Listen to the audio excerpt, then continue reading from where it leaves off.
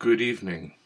I'm clown sex therapist Mark McElligan, and tonight I'd like to talk to you about drawing hands.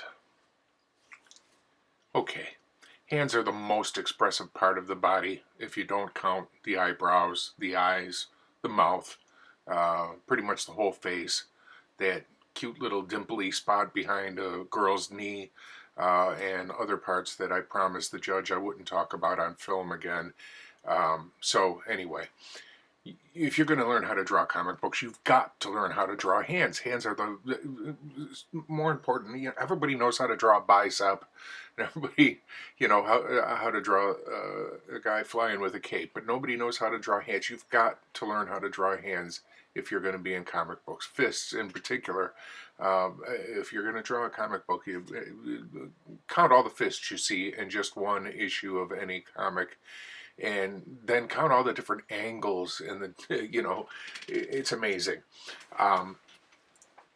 Hands are not only just expressive. Let me go into that a little bit. Hands can emote. Hands will give you direction, point, and hands will threaten. Hands will beckon. Hands will beg. Hands hands will say things that you can't say in any other way with your art. So you need to learn how to draw them. And what you need to do some days is just what you see here in this film clip. Just sit down and draw different hands. Practice. And they're not always going to come out just right.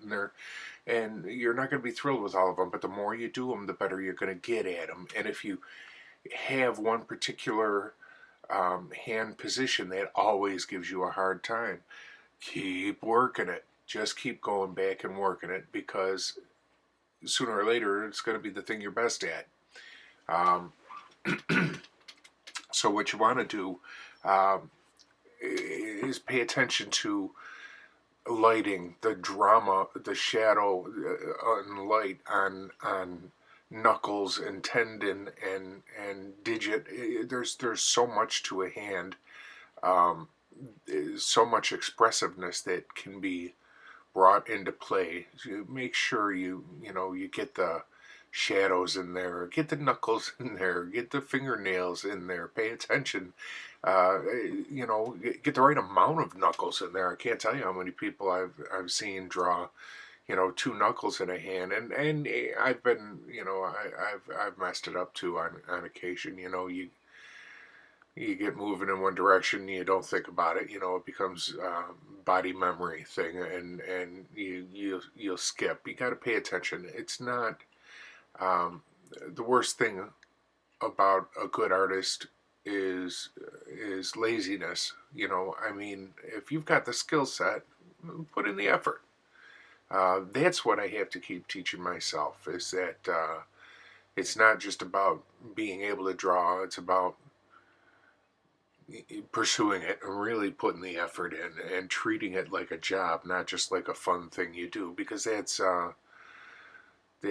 easy to get caught up in that kind of mentality, because you draw because you enjoy drawing, and you avoid the hard stuff because that makes it work and not pleasure anymore. You can't have that mentality, not if you're going to be an artist. So go ahead, do the hard parts, make the effort, and you'll notice in my fists in particular that I draw very large, bulky.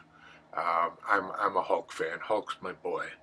So frequently when I draw fists and such, they're big honking Hulk fists, because it's what I enjoy most. But I also, as you can see by this, I'll draw normal size and shape hands for people, and even lithe, thin Spider-Man type hands. There's so much to learn with hands, and I'm not going to just, this, we'll address this again. I'm not going to leave it at this quick little snap together video, but I wanted to hit it early, because this is something that people need to learn more than most things. Don't hide your hands. Learn how to draw hands.